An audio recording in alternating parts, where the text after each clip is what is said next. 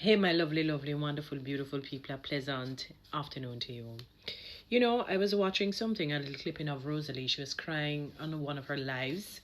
I was trying to look at the date to see how, but it's fairly recent, you know. She's just telling her story that, people don't love her. They've abused her psychologically. I mean, I'm saying all of this. I'm pulling it for you to get it. They've abused her verbally, psychologically, and otherwise, physically too, because she spoke about men beating her. I don't know if it's relationships. She talked about how people call her bullfrog and whale, and I've seen it. I've seen the comments, and that she doesn't dress well. Let me address that part. I think people fail to understand the reality of her situation. Let's deal with her weight now. Presently, you see, yes, she's obese, and for her health, it would prove worthy and fruitful for her to try and get that off. Because I know that as she ages, it can become very devastating for her physically and mentally as well, and emotionally, obviously, but physically. You have to understand that her shape is unusual. It's unique, it's different. It's not the ordinary obesity. So because of that, she's going to find it a bit difficult to find something that really and truly suits her size. She would have to get something tailor-made. She would need to have like a personal stylist to style her. I remember, there was an MP who wasn't necessarily the best shape, not obese like her. And I think she had somebody that kind of styled her because she could not find the outfit that would suit her. Because sometimes you see it and say, wow, something is off. What's going on here with the dress code?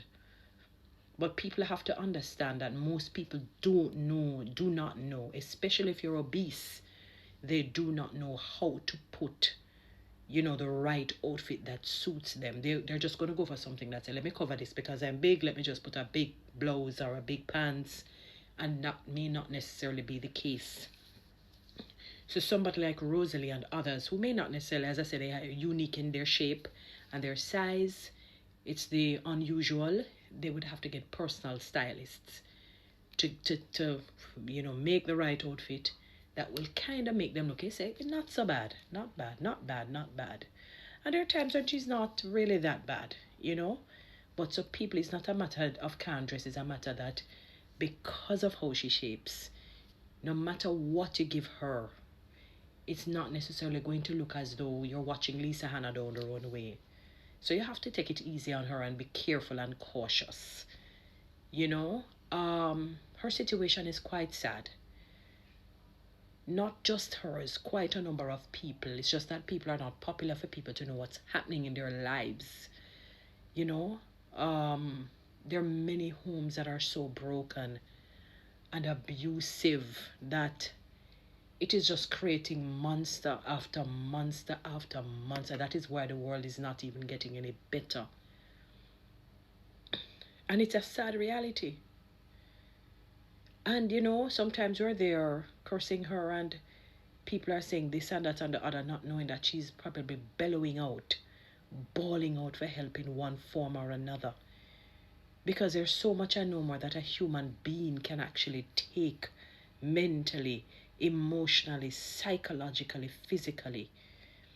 When I listen to her saying that, men beat her, maybe she, would try and come at them as well, naturally, because women, we're fighters, We're not just going to sit down and just take the beat up.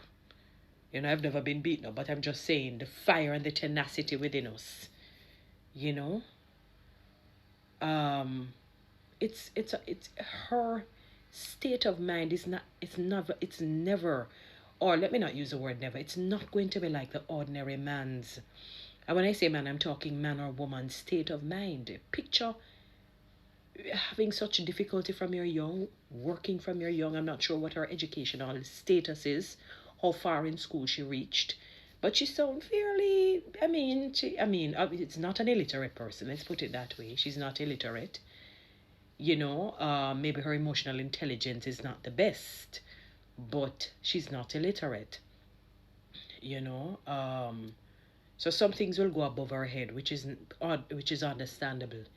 You know, she has been working from ever since, from a and for a time, and at 30, that those have been 32 or 33 arduous years for her on this planet. Difficult years to see your entire life story just unfold. You know, you're seeing the uglies, you're barely seeing any bliss. That must psychologically do something to somebody like her. She will always be on the defensive because that is what she knows to protect herself. Because the human mind is so powerful, the human will rather is so powerful that it will put up a fight against anything that seems like danger.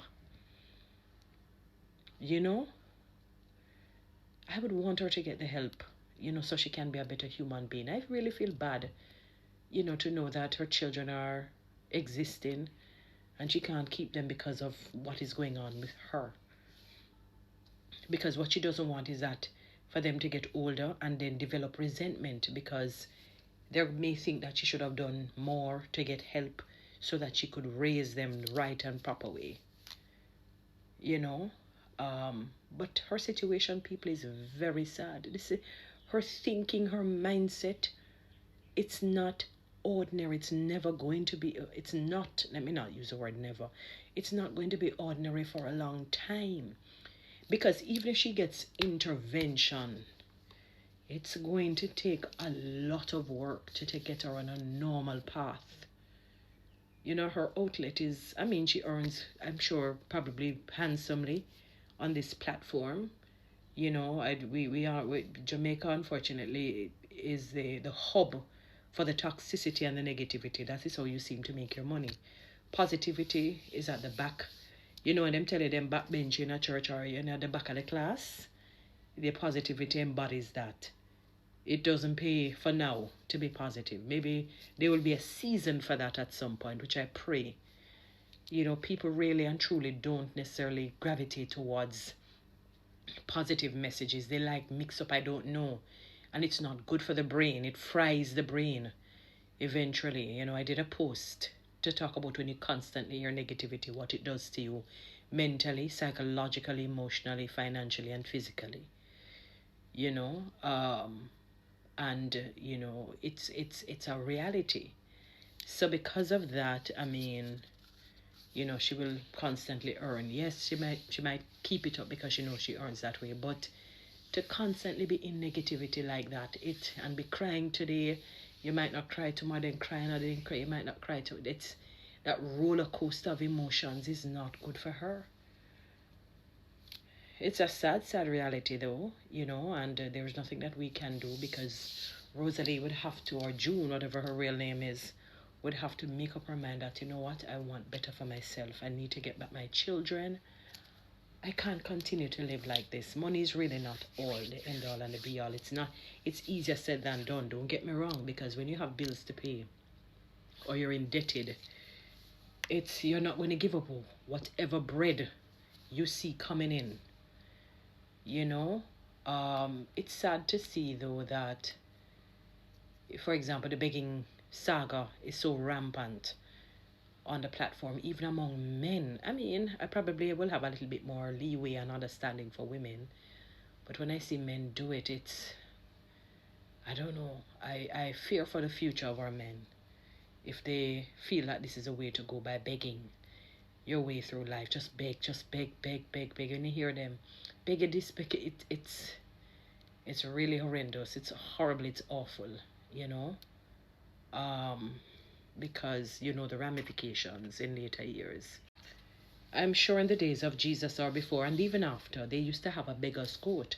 So when you have on that coat, they would know that you're a beggar. It means you are part of the indigent, the poor, the impoverished, the pauperized, the castaway, the cast aside. Remember in the book of Psalm, for I have not seen the righteous forsaken, nor his seed begging bread.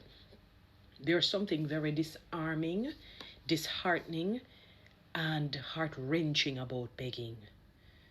And I'm not talking if you need one or two times and you ask somebody to help you. I don't mean like that. But this begging that we see, it's sad. But it is what it is, But I hope we can pray for Rosalie that all will go well for her. Guys, you know what to do. Read TikTok and YouTube. Subscribe.